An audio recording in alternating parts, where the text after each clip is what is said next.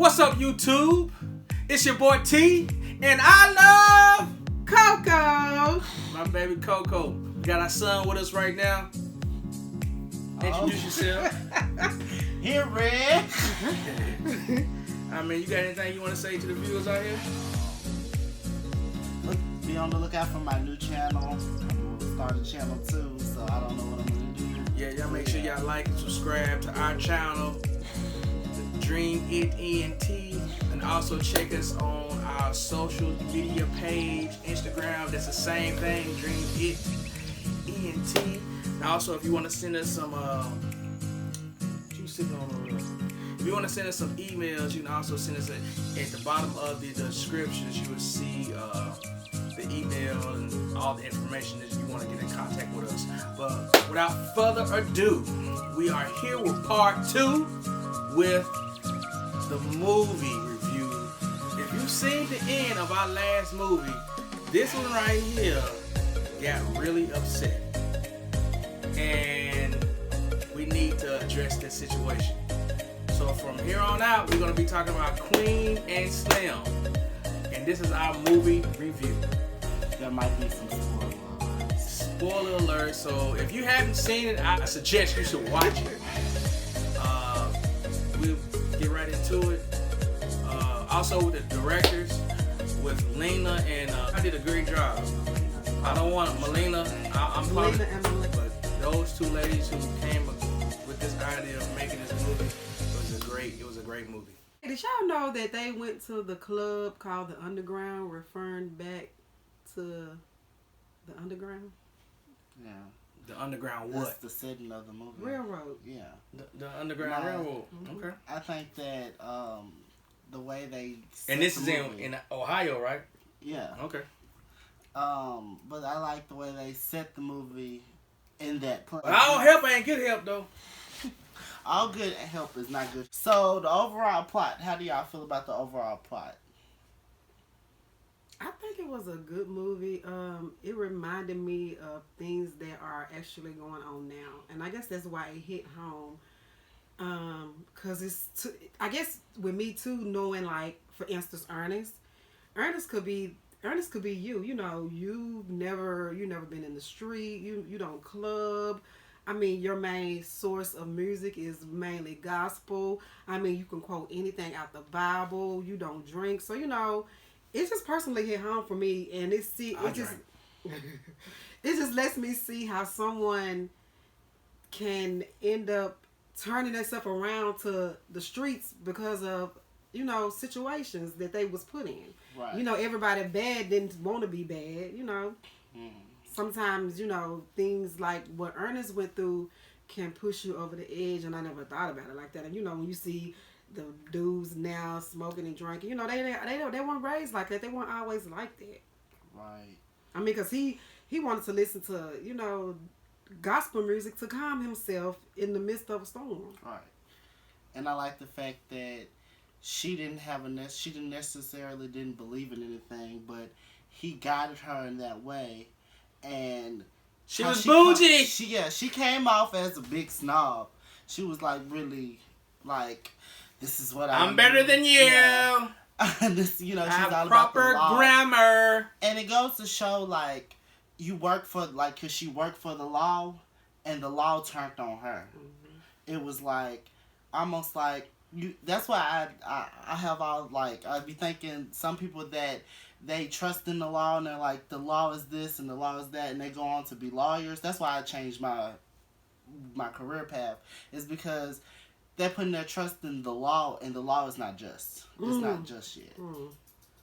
And I like how he kind of put it in a way to where she's questioning herself and like, you know, thinking, oh, maybe this guy is right, you know.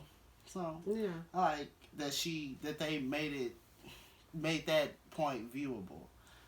There was a lot of lessons learned. I mean, Underground Railroad, right, like we said, and then it still was like a love story in the midst of all of that. Right. Then it was still what we're dealing with today with the way cops do us, and then it's just let us know too that racism is still a big issue.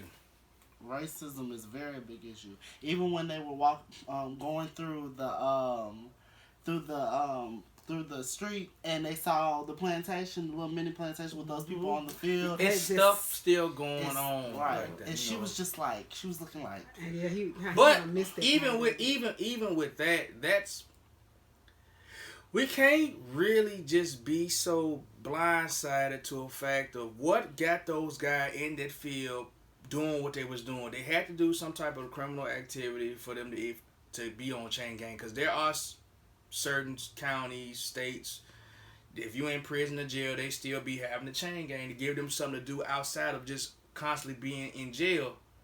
But we should still use the mentality of the slavery days? No. But if you, I mean, what? Prison is the modern day slavery. Yeah, but I mean, what do you do to a person that killed 5 people other than, if you don't want to execute them, but you still want to give them? And that's this what I is a touchy story, subject. yeah. This is a touchy subject because, you know, you don't want to be like, well, you didn't kill 5 people. We just let you just do what everybody else do. No, you have to be held accountable for your actions of what you done. That's on anything. I say this. No, there's no big sin. There's no little sin. Sin is sin. But if you know you're gonna be housing all these people all in the same area, that's the reason why they separate them. You gotta separate, you know. Have to separate the killers from the I killer from the murderers, but the killers from the rapists, from the you gotta separate. I mean, but if you know, if somebody out there in their field doing that work, it's either because they tired of being inside, locked down 24 hours a day, or you know what I'm saying, or like it could be like a work release program. You never know, but we looked at it like, okay, this is slavery, even though they did us like that. So how do y'all think it would have went had they stayed? Stay where? In the situation that they were in. At the scene. I believe that it might have been resolved, but I'm not sure. And like, so you think we would have been showing justice the same way Zimmerman is showing justice to Trayvon? No, I would think if they would have stayed. I think because first of all, the video clearly shows that he shot her first. Right, but she should have stayed in the car. She shouldn't have been so belligerent, and she should have used that law mentality that she had to really make, you know, instead of aggravating the situation, talk like she really had some sense. Really, but I don't think they tried to paint her as the angry black woman, though. I believe they tried to paint her as an educated black woman is what I think they tried to paint her as, because she was throwing things at him like she said, "Where's your warrant to go in the trunk?" And guess what he said? He already gave me permission. So Ernest didn't know the law to know that he should have asked for a warrant before that man looked in his trunk, because he didn't have no probable cause. Mm-hmm. There was no weed. He had his license. He had his registration. But him not knowing the law like she did when she came off as educated to me. Yeah. Not, you know. But anytime that a black woman speaks up, we consider irate. At the end of the day, the police officer was being a butthead. He was being a butthead. Was that the dog? Yeah. He just knocked on the dog. Yeah, the dog knocked on it. It threw me off. Something that flew in my head. Yeah, I mean, even with the police officer, you know, he was being a real jerk and stuff like that. I don't know. And then what made it so bad was they panned to a picture when he got in the actual car, and he was like, possible DUI. He driving belligerent or whatever. Mm-hmm. And then he had a picture of his family on the little police screen. If you know you got a family at home, well, why would you want to give somebody else a hard time? You should be okay, let me go ahead and stop these people right now. Let me go and find out. Let me do the, you know, alcohol test. No, he didn't do none of that stuff. All he wanted to do is search and see if he can find something on him. He just wanted to find something. Anytime them police officers get a little bit of power, they always want to do everything they can to just try to make you feel this big. So belittle a person. So in what way do you think she should have, at what point should she have just sat quiet? Since you said that she aggravated the situation. When he said, "You got something to say," when the police officer said, "You got something to say to me, ma'am," she was like, "Oh no." He came off rude. Why would you say that? And So no, I mean, you we know, have freedom of speech. Like she wasn't. and he asked her for her opinion. It's not like he didn't ask her for her opinion. So she had the right to say her opinion. That's how I felt. Yeah, you're right. But it's still not now. You know, it's still good people out there that's still not racist because I mean, look at the fact when she finally made it to Megan. Was it Megan, Georgia? Savannah. It's Savannah. I don't know which way Macon. they went on the thing or whatever. Yeah, we're gonna talk about that. You talking about the two people? Yeah. yeah. Okay.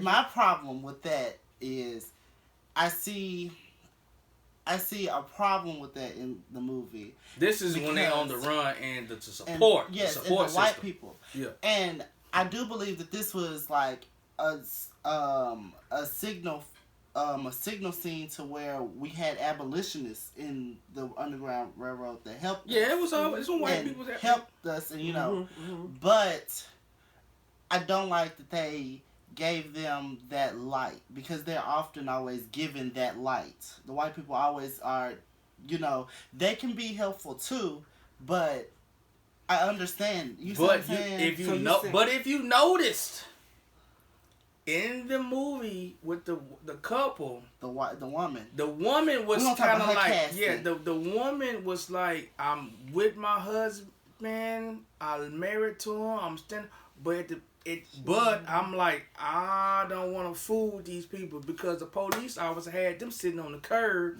And he's like, ma'am, we don't want you to be whatever, follow your bad guidance or direction of your husband. So if you know it, the whereabouts with him, and she didn't say nothing, but she looked guilty. She did look guilty. She was praying. No matter what, he was praying hard. But you had them like that. Like you had the couples together, and some of the wife was either trying to help us out and the husband wasn't, or vice versa. You know what I'm saying? Because she even mentioned like, I can get the money. She even brought that part up. Right. And that's the reason why he said we finna leave. Yeah, the current theme of money. That is like the overarching story that I see in the movie, because it went from them being broke and not having any money. Then they finally got the money. Then that's when they had to give that man money to fix their car. They went back broke, right? I mean, that means you have white people that help you and black people that don't, because that black man didn't. But you know what? You know how, man, I don't want to sound really bad, but I feel like that was karma with that man that took... Man, ain't no alternator gonna cost me no $25 or whatever money that they cost. $2,500 just to fix. It was an alternator and a radiator. It's not gonna cost no $2,500, and then your son end up getting. You know what I'm saying? Yeah, that was sad. But my theory with the money is, I feel like that may be the evil in the story. I said the greed. Yes. I said that yesterday. That was the greed of that go-to food. Listen, some of the areas they was going through looked like was in the slums, and how that dude just walked up with that shotgun at the end, almost towards the end, and where he was living at, he was looking like he was hungry for something. So anyway out.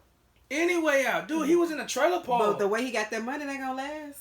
The money, and you know what? The sad thing about that is when you get money from the police, because that's what they do now. They even send out their own cops to be undercover cops. Yeah. And they use other people to do their snitches work. get stitches. Yes. But the sad thing about that is but I'm pretty sure they probably did it in the right way, but they're going to look at that black man and be like, where you get all this money from?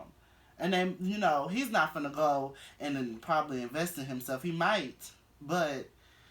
We're not going to give him the benefit of the doubt because they trusted him, and he's a referral of a friend through everything came from her uncle. So whoever thought they wasn't cool, it trickled down from him. So the way he was off, when he was, do you think the uncle had something to do with it too? No, because that man came out of nowhere, and they didn't want to trust him at first. Remember, he came. So you don't think you don't think that's where they told him, the white man told him to go? So you don't think he came from? You remember the white man gave him an address, and the address ended up being, he was like, it was in the middle of the street. So when the man came with the shotgun to the car, you don't think that was the friend of the white guy? Okay, now I thought that. I thought that maybe, you know, but the way that the white people in the end, they looked and was reacting to what happened on screen, don't want to